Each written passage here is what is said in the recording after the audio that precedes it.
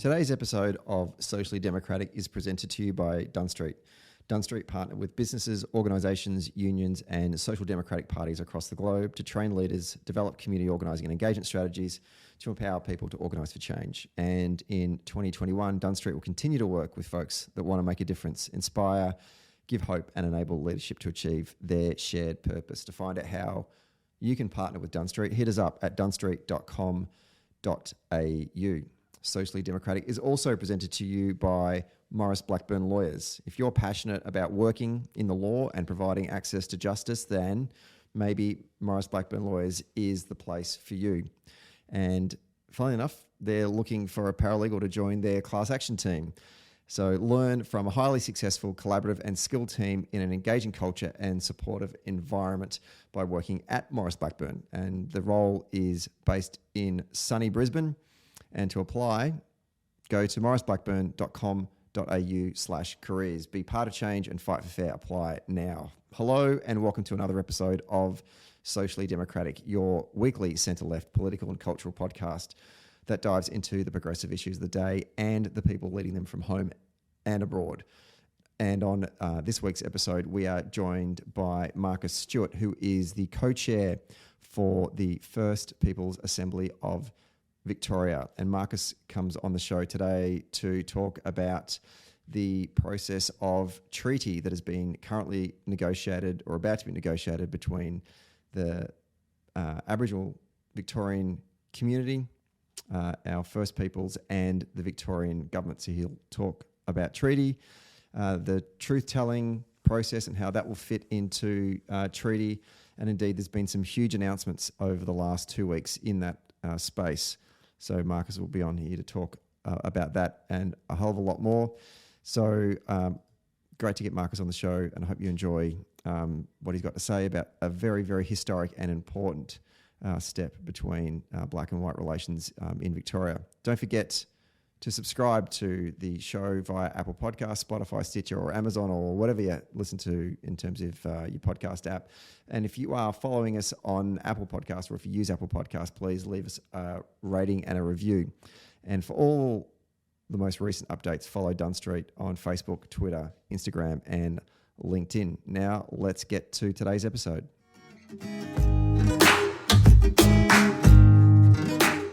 We're taping this one on a Friday afternoon on Wurundjeri land, and joining us on the line is the co-chair for the First Peoples Assembly of Victoria and a proud Nira Illumbuluk man of the Tanarong Nation. Marcus Stewart, welcome to Socially Democratic. Thanks for having me. First question, how badly did I pronounce all of those place names just then? You nailed them pretty well. Tanarong's pronounced Tanarong, not Tanarong, but aside from that, well played, well done. Thank you. I spent at least an hour just practicing before we came on air, so I still got the last one wrong. My apologies. Now, you've made history as the first co-chair of the inaugural First Peoples Assembly, and we're going to talk a lot about the work that the Assembly is going to do around treaty and a bunch of other things in a moment. But before we do that, I want to get to know, and our audience to get to know you a bit better. Talk us through who you are, where you're from, and talk us through your journey that led you to leading this historic movement towards treaty between Aboriginal Victorians and the Victorian Government. Yeah, sure. I'll just jump into my journey since you've given an explanation of who I am, how I identify. But I guess Aboriginal activism, advocacy is kind of in our blood. I had parents that have long worked in the space, and if I talk about treaty, it's long been part of a round table or a dinner table conversation in my family, just really mapping out what it is, what it's like. We look at the Barunga Statement back in '89. I was young then. We look at the song Treaty, where we had everyone singing along but not understanding the words. And so, I've often had an interest and a keen interest in what treaty is. But, my career grew and evolved by watching how my parents were advocates for Aboriginal affairs and Aboriginal rights through the roles they had through our community, through the Tanarung Nation. Mum being an Aboriginal liaison officer in the corrections setting back when the Royal Commission was happening, and the extreme racism she experienced and my dad experienced, it kind of puts a bit of fire and a bit of fight in the belly. So I always wanted to work in the space and give back and contribute. And so my first line of employment and where I cut my teeth was in the child protection sector, and then going on to become a child therapist or a clinician. So I often worked in the early intervention end, and then wanted to see what the tertiary end looked like, the corrections setting, and ended up working there as a cultural advisor in Corrections Victoria for a little while, understanding how difficult and challenging that space is, and how investment to create change in Aboriginal affairs needs to be heavily invested in the early years. So having these roles and working in sort of service delivery, you kind of understand, and having a sense of politics, because there were three things drummed into me growing up as a young fella, and that was my culture, it was the Collingwood Football Club, and it was the union movement. So three key and core values that were kind of, I was beat around the head with, and kind of really shaped my worldview and my political view. So understanding working in service delivery, you really figure out that's not where the change actually happens. There's bigger mechanisms moving. And so I took a keen interest to that. Started in a CEO role early in my career, in my late 20s, and which I failed miserably at, but probably learned most about myself and where I needed to grow and what I needed to do.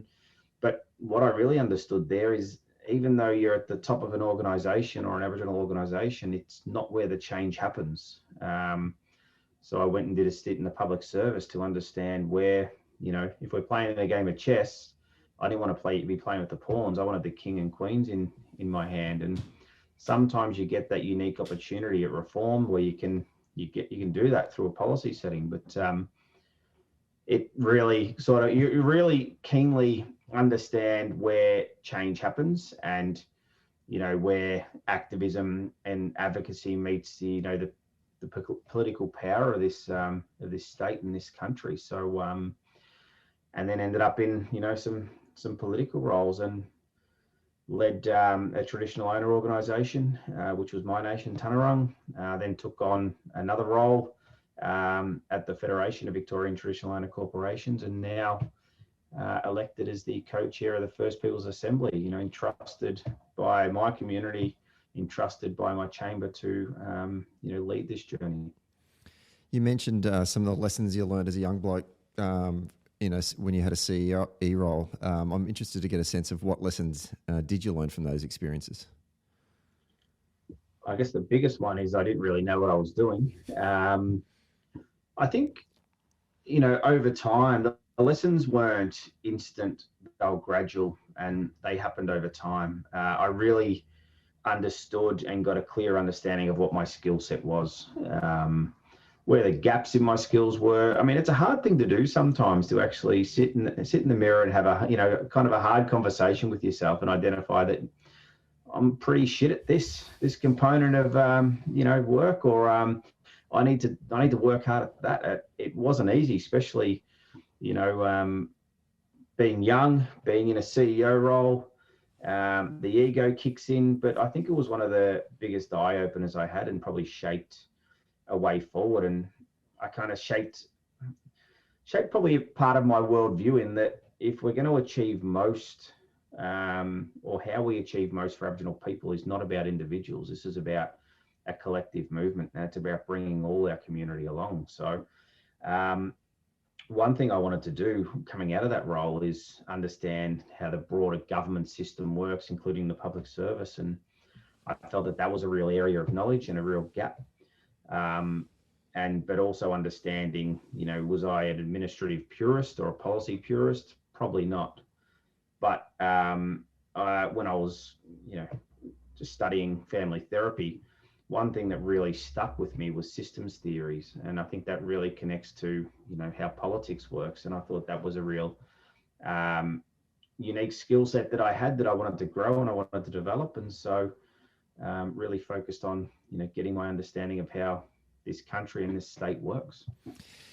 You talked a little bit there before about identity, particularly your Aboriginal identity and your sporting and union identity. So I want to talk to you a bit about that to start with. I think if I was a rich man and didn't need to work, I'd do a PhD at a really expensive Ivy League university on cultural identity, because I find it fascinating and I find other people's identity really fascinating. So if we can have a chat about that and indulge me for one moment to sort of talk a bit about, I guess, my own identity, and when I reflect on my identity and how it shapes who I am. I'm first generation Australian.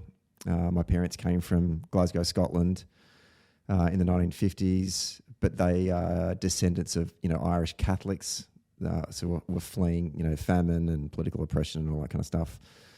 So I kind of grew up in that mix of an Irish Catholic, west of Scotland sense of identification. So I'd say my cultural identity is Irish, but when I go back to Glasgow, it kind of feels like home in some respects. But at the same time, I'm very proud of the fact that Mum and Dad chose this great country to migrate and raise a family. But at the same time, I'm not jingoistic about being Australian. I don't celebrate Australia Day. I don't really identify, like Anzac Day feels very foreign to me. My family came here in the 50s, so anything that was happening before then, it's kind of like there's a disconnect. So I wouldn't say there's a jingoism about my Australianism. However, at the same time, I almost passed out when Harry Kewell scored the equaliser for the Socceroos against Croatia in Stuttgart in the 2006 World Cup. So there's kind of there's conflicting feelings in me. And I think about the way I behave now and what shapes me, sort of this, I guess I have a bit of an anti-establishment trait, which I think is kind of Irish. I'm a little bit impatient, which I think is a very Glaswegian thing. But I also have a kind of sort of aim for the stars, hit the moon kind of feel about the way I kind of do stuff, which I think is a very Australian sort of kind of outlook.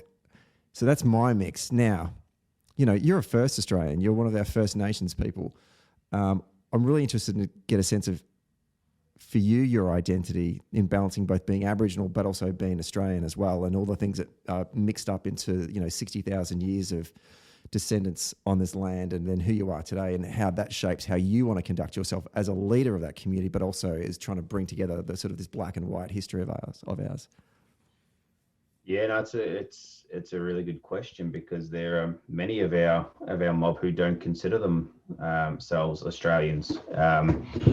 I obviously identify through my Tanarong identity, through my mother's line. My father's line, have been impacted through the stolen generations. My mum's line also has Scottish heritage, but more so from the east coast in Dundee, where the Stewart name comes from. And my father, Irish, but his story is a little bit different in the sense that him and his siblings weren't strong Irish Catholic family on his grandfather's side, but weren't allowed to eat in the house because of their identity, because of their Aboriginality growing up. So a really different sort of sense of connection that I would have with my Irish heritage. But I consider myself part of two nations, the Australian nation and my Tanarong nation, where I'm a Nuriel and Bullock man, which is my family group. So it's kind of, you kind of feel, well, I feel in a sense, my personal view is a dual citizenship, but also you spoke about that moment in 2006 from memory. I felt the same sense of connection when that happened, and that sense of pride. And I feel that connection, to Australia. I feel that connection to Victoria, but I also feel a great sense of shame of how our people have been treated for 233 plus years. A sense of shame of how, easily we dismiss our history, which is all our history. We all live on Aboriginal land, regardless if we're traditional owners or not. But that's where we see the opportunity for truth telling, because how do we all, and this is part of my sense of identity, how do we all create this this sense of connection, this sense of belonging of who we are, regardless if we're from, Tanarong country, for example, or we're Victorians who live on Tanarong country. How do we then move forward? So it's something that there's that sense in pride of what we felt, whether it was that scoring shot from Kuhl, or whether it was Kathy Freeman in 2000 winning the 400 metre gold medal. How do we create that sense of connection to our fellow Australian, our fellow Victorian, and that sense of pride in what's the oldest living culture in the world? And that's kind of what I'm about, because I think, how do we galvanise ourselves in this land to move forward together, to move forward in unity? And yeah, so I feel a great sense of pride in who my traditional owner, where my traditional owner connections are, how I identify as a First Nations person, but also, to what my grandfather on my non-Indigenous side contributed to my Aboriginal nation. My great-great-grandfather, who was an Aboriginal man, was the first ever Aboriginal person to buy freehold land in this country in 1904 in Yea, which, is an interesting concept given the time, and given that they were his father's traditional lands, but had purchased it back under a Western system, and that can create, I guess, two lots of different discussions. But he was able to do so because he was the biggest fundraiser for returning vets from war, where his brothers had fought. So there's also that sense of connection to, if we say Anzac Day, where I have family that were diggers, Aboriginal diggers, but weren't identified to, I think, 2012, or weren't acknowledged for their service. Great uncle in protest returned his service medals because he wasn't awarded a piece of land when he returned, like every other war veteran that come back here. And in response, the state forcibly removed his kids because he did protest. So there's a lot of sort of stories and histories that go back throughout my family. And, good and bad, but I kind of feel a sense in pride in both. But I kind of feel a sense of divide, or a sense of shame and disconnect in a way that how our culture, our history as First Nations people have been so easily dismissed and so comfortably ignored. And I think we could do much better. I think we could do enormously better at how we connect and move forward. And obviously the work of the Assembly and treaty is such an important component of that. So tell us a bit about the Assembly. What's its job, and what exactly is it? Yeah, well, we're a representative democracy. We were set up to lead our community on our journey towards treaty. Back in 2018, there was a piece of legislation passed, which was the first in its history in this country, treaty legislation, which was to establish an Aboriginal representative body to start negotiating the key pieces of architecture for developing treaties within this country, within this state. In particular, our role is state focused. And we were set up in December 2019, which feels like a lifetime ago. We had our inaugural sitting in the upper house, which had mixed emotions and mixed reactions, given that was at one point the federal parliament, and where laws to, destroy our culture, destroy our language, and remove or tear our families apart were passed. So there was kind of a heavy feeling there, but there was a feeling and an emotion in there also that it was a good opportunity to turn that chamber black, having Aboriginal people in there representing our highest level of democracy and representation. So I was lucky enough then to be elected to our executive, and then elected as a co-chair to lead us on this journey for the next, at that point, 4 years, now 3.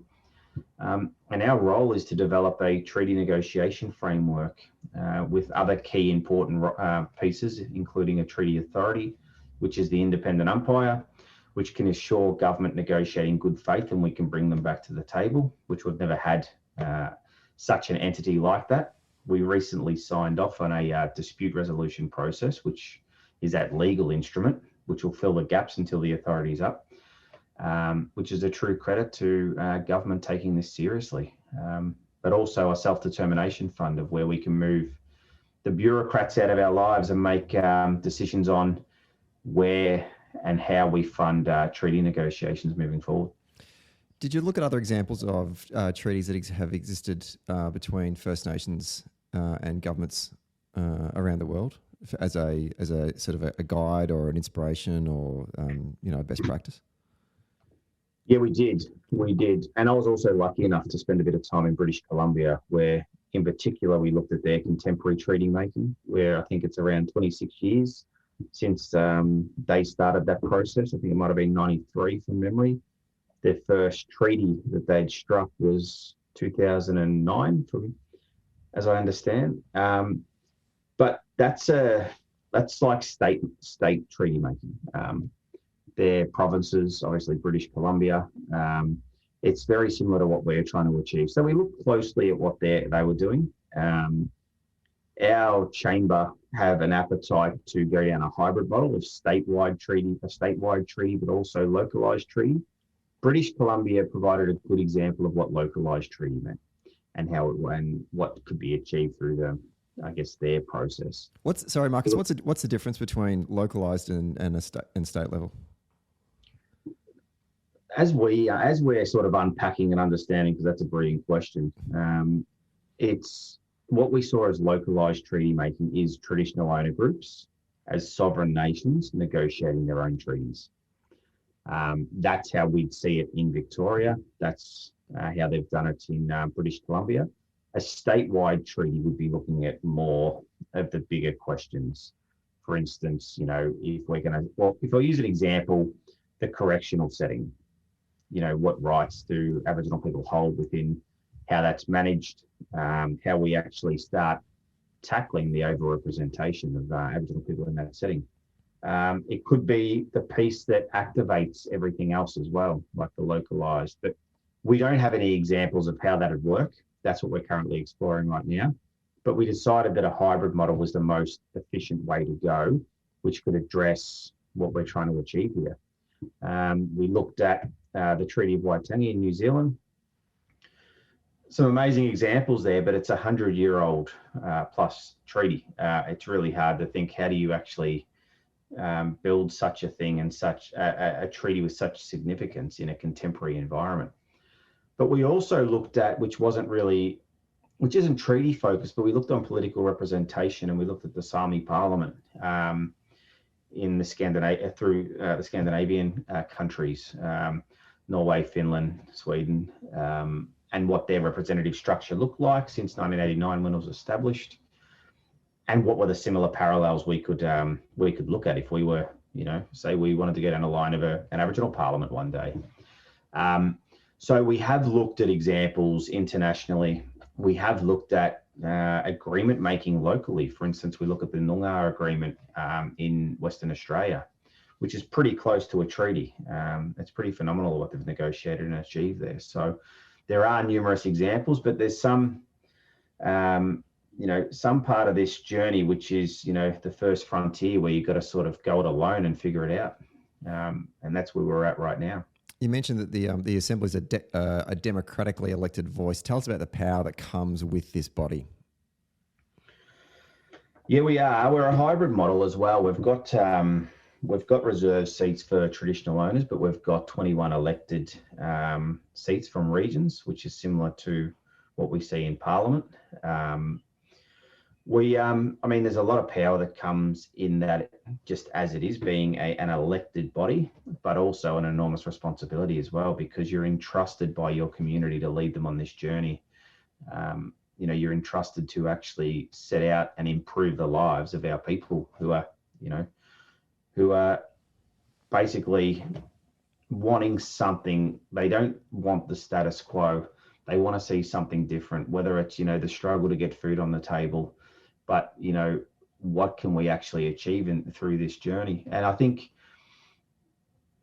I've often described the responsibility and the pressure of the role, I guess, for all 31 leaders, as quite daunting, but the opportunity that we have in front of us has never been done before. It's the first and real sense that I've seen for real self-determination, that, or in my lifetime at least, of what treaty can achieve.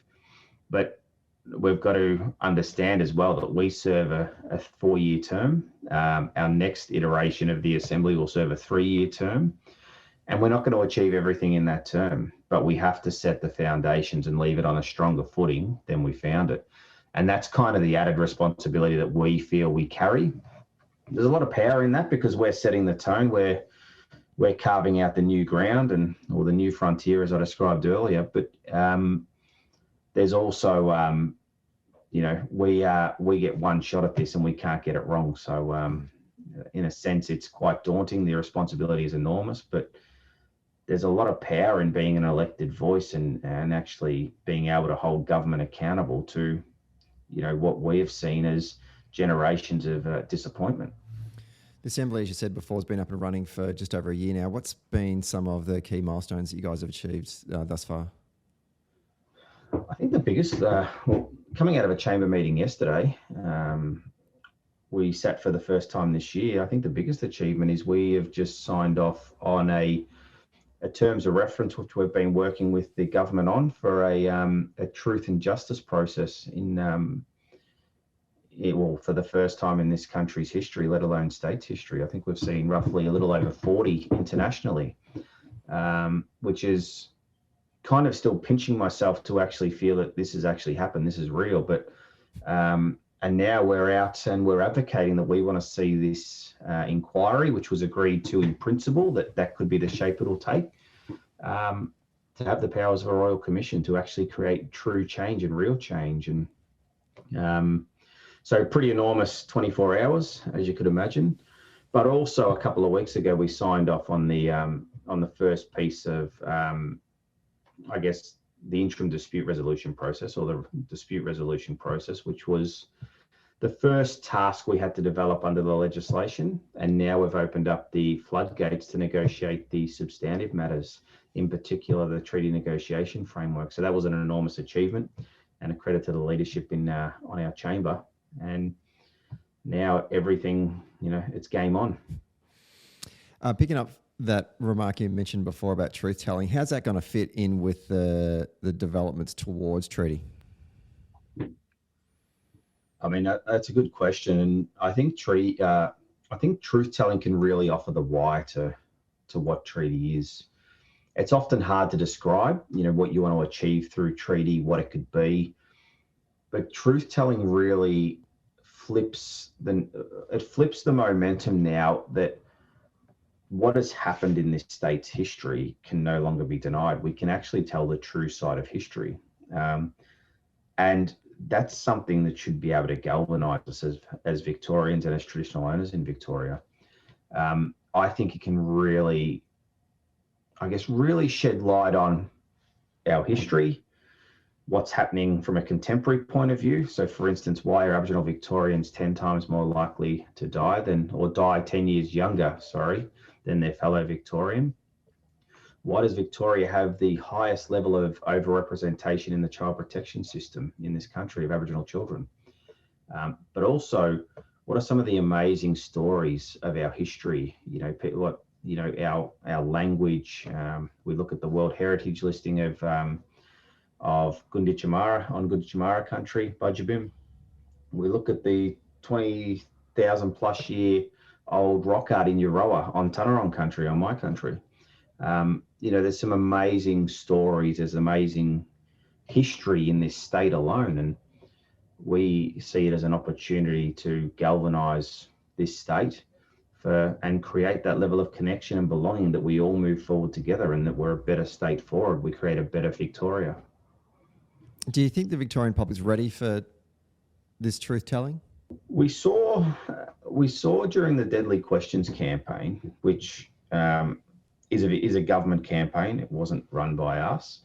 But what we saw was a significant appetite for Victorians to want to know more, to want to understand what the history was. But what was clear is they want to do it at their own pace. They don't want it thrown in their face or slapped around the head. They want to be able to dip their toe in the water, not have to dive in straight away. And I think what's important about this journey is that that's exactly what it is. You know, the door's open and people can engage at their own pace. But the beauty is it will create, as I said earlier, a better Victoria and a galvanised Victoria. And I think what we learned from Deadly Questions is now's the time. We've just seen the launch of Deadly and Proud, which is their second or phase 2 to that campaign. But I think Victoria are absolutely ready for a truth-telling process and are ready for treaty. And now's the time where we can work together to actually deliver something significant and something substantial, because treaty won't just benefit traditional owners in Victoria or Aboriginal Victorians. It'll benefit all Victorians. And if I go back to the example I mentioned earlier around British Columbia, through treaty making, there was a Deloitte study done not too long ago that we saw a $7 billion increase into the British Columbian economy that saw the direct beneficiaries of that. You could say the direct beneficiaries of the treaty making there. So they've seen a growth in their economy, which benefited First Nations people in British Columbia, British Columbians, and Canadians more broadly. So that's ultimately what treaty can achieve, and everyone will be better off for what we can actually deliver here. And that's what we're saying. You know, get on board. Let's walk together.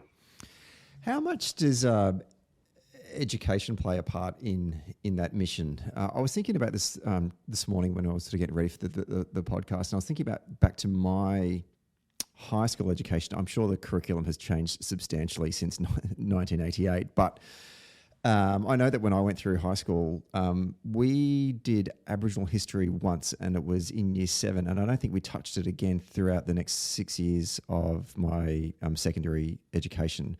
I reckon we covered, and not to sound like I'm bashing the Anzacs again, but I think we covered the First World War on 3 separate occasions in year 7, year 9, and I think I did it in my year 12 VCE. Like I said, I'm sure it's changed since then, but you know, surely that our curriculum needs to kind of put some greater emphasis on the history of our First Nations peoples. I mean, where are we with that? It has to be. It's critical. And that's what we hope that truth-telling can achieve. We saw that commitment under the Rudd government. We still aren't seeing that rolling out, but it's critical. There was never one piece of Aboriginal curriculum in my whole schooling life. We never studied it once. Plenty of times the curriculum was around Captain Cook, which I remember getting kicked out of the room or out of the classroom one day for reminding the teacher that he was a lieutenant when he arrived on these shores, not a captain. But I love that.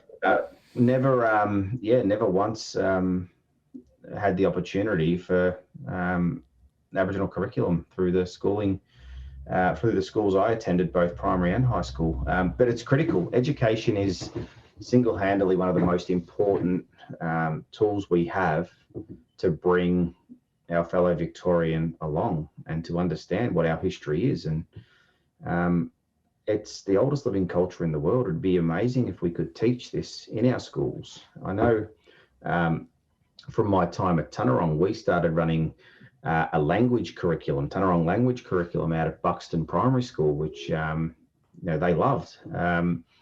But imagine we could be able to teach language around the state. Obviously, we want to see language taught for our people as well, because there's many of us don't speak fluent language, but something also we can share. But I think education is critical, and an Aboriginal curriculum would be amazing if we could achieve that. Picking up on that point about language, I know it's another thing. It's an extension of identity, isn't it? And it's something that I've noticed that when I've gone over to New Zealand for work, particularly in the Labor Party circles and on the left, I'm sure I don't think this is a political thing at all, but I have no experience of it outside of these gatherings. But both Maori and white New Zealanders, I find that there is a commonality that exists, and it's a link through the language, where there is a great level of respect paid. If you go to a Labor Party meeting over in New Zealand, or if you go to their national conference, language plays a part in that, and it is shared by both Maori and white or non-Maori New Zealanders. I think it's a great leveler and a great ability to create common purpose. And I just think that is something that is really missing here in Australia, and a great opportunity for us to do that. Look, I get that there's a lot of languages in the broad Aboriginal and Indigenous and Torres Strait Islander community, but surely there is something that we can use there as a way of bringing people together. Is there, like you've just given that example before about your own language up in Buxton, which is great, and I think I heard someone, we've had previous guests on the show before talked about they're actually introducing it. Maybe is it Northcote High School as well? Yeah. But where are we in terms of the language development? I guess you look at traditional owner groups around Victoria. They're all at their sort of different stages. If I use my own traditional owner group, we've got our own language dictionary. We've got an app that you can access. We've been able to interpret it across to Auslan, which is also on the app. I think it's called Auslan. I can't remember, but basically, we've also got I forgot the name of it, but basically a grammar book.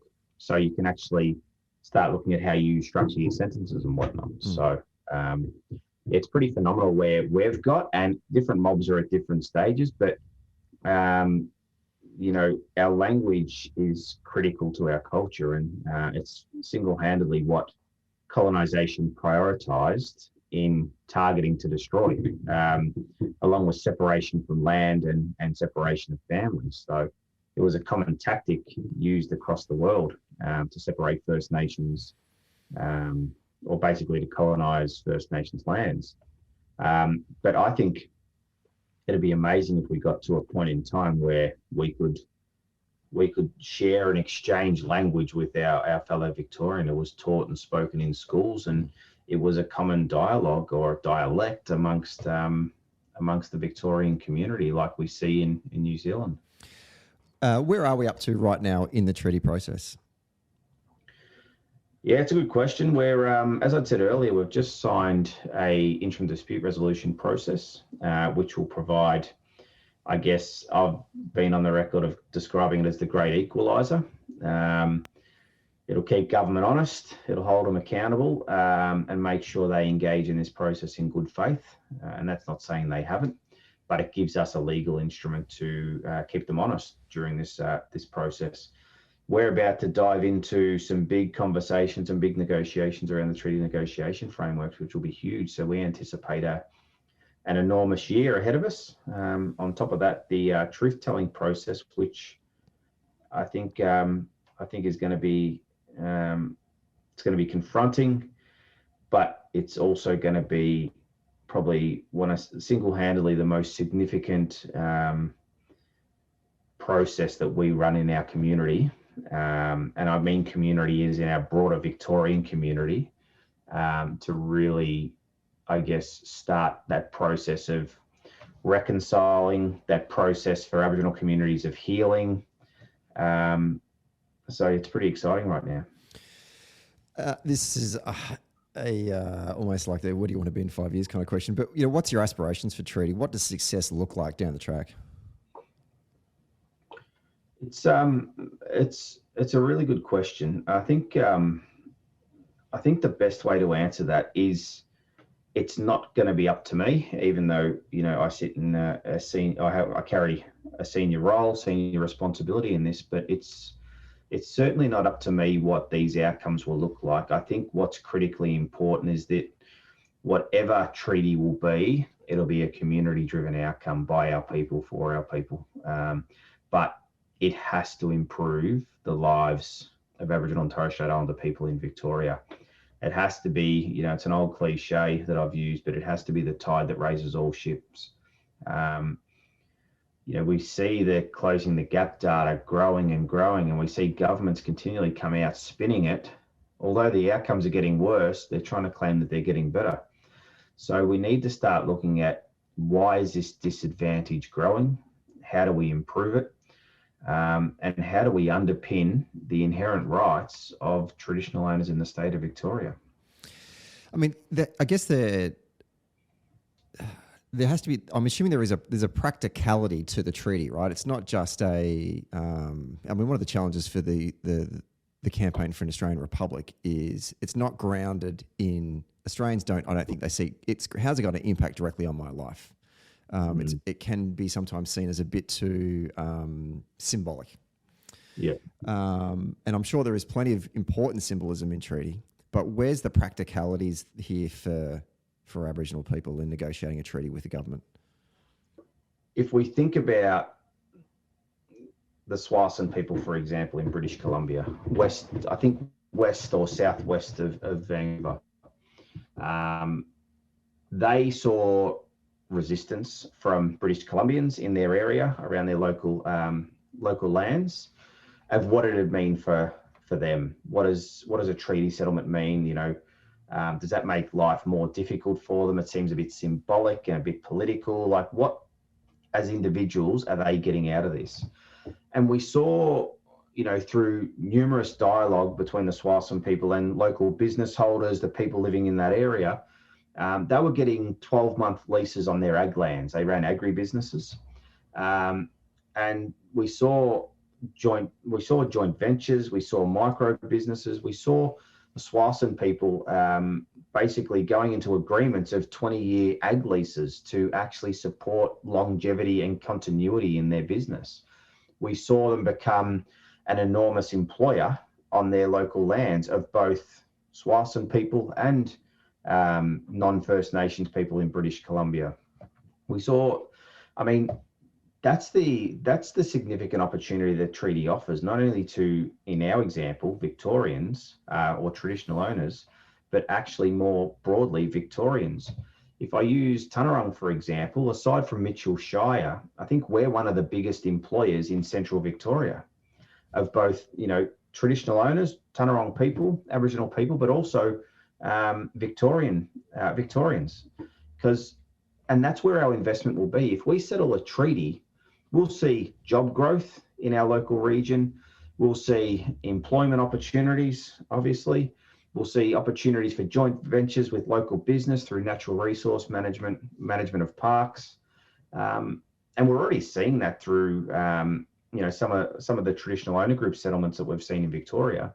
And treaty will sort of, I guess, enhance that, empower that.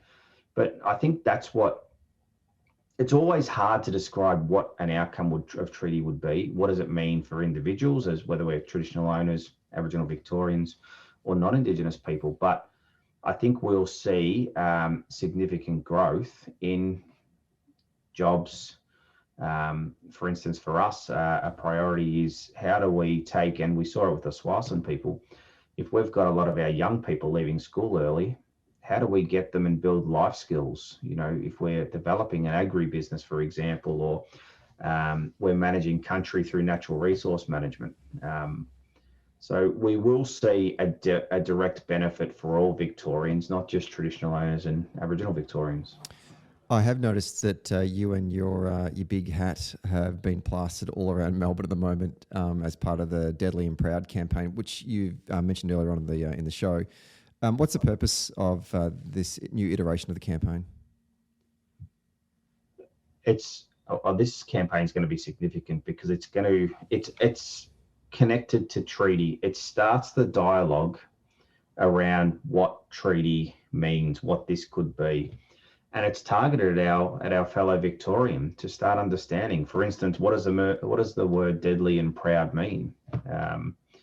And that's where we've seen some of the commercials on TV now, and we've seen some of, unfortunately, me with my big hat plastered around billboards.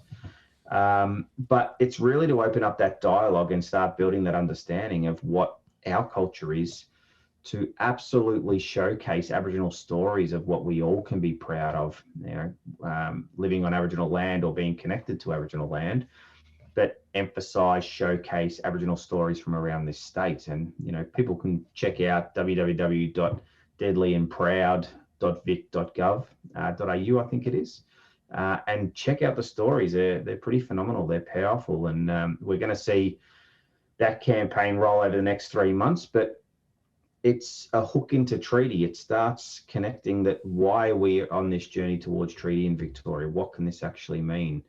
What is the oldest living culture in this country? Let's start to understand what these stories are, how we connect with them. So I think it's pretty exciting. Aside from the big hat and the unfortunate event of people having to look at my face on billboards, but I think it's going to be a successful campaign, building on what we saw in Deadly Questions. Starting to engage the appetite that Victorians have of wanting to know more, wanting to connect to what this journey towards treaty is and understand what they can do and how they can contribute. So I think it'll lead well into a truth-telling process if we successfully land a truth-telling process, and it's a bit of a watch this space for now. What does deadly mean? Deadly is a word that we use in our community to describe brilliant, it's awesome, it's great. So we'll often describe something as, that's deadly.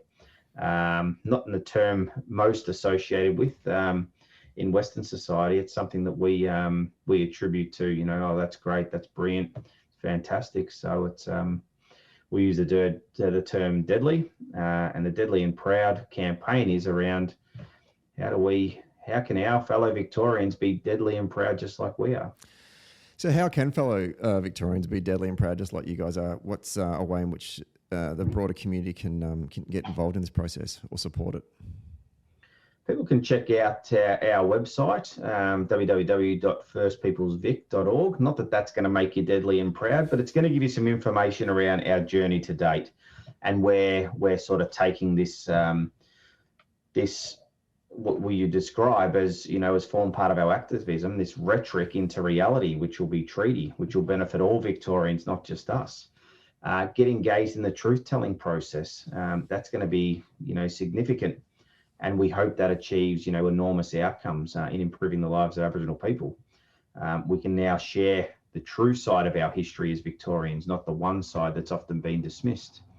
So people can check out our website. They can engage in the Deadly and Proud campaign or their website, but they can also just stay informed, have conversations with their neighbours, their friends, their family. It's significant what's happening now, but it's the right thing to do. So now's the opportunity to get engaged, stay informed, and stand with us and walk with us on this journey, because it's the greatest opportunity we've seen for true reconciliation. The process of treaty, Victoria's leading the way in this. Is there a level of pressure that the community's feeling about the work that you guys are doing, or is it you embracing the trailblazing aspirations of being the first to secure a treaty on this island continent? Yeah, it's probably not appropriate for me to disclose some of the advice that I've received from from Aboriginal and Torres Strait Islander people outside of Victoria around the process, but we've got the eyes of a nation on us. We get one shot at this to get this right. And to put it more diplomatically, many of our fellow brothers and sisters have said to us, don't stuff it up, we're watching. And probably not as many diplomatic or with less diplomatic language, but yeah, absolutely. We've got one shot at this where we're hoping to land the first ever truth-telling process in this country's history, let alone this state's history. That'll be phenomenal. It'll be enormous. It's history making.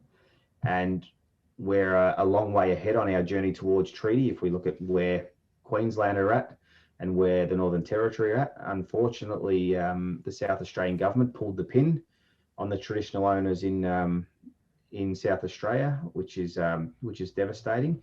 But we hope they'll come back to the table, and we hope to see treaty making happening through every state in this country. Well, you are right. It is indeed historic, and it's going to be incredible to watch you guys go through this process and journey over the coming weeks, months, and years. Marcus Stewart, thanks very much for taking time to come on the show, and we wish you the best of luck with the work that you're doing. Thanks for the opportunity.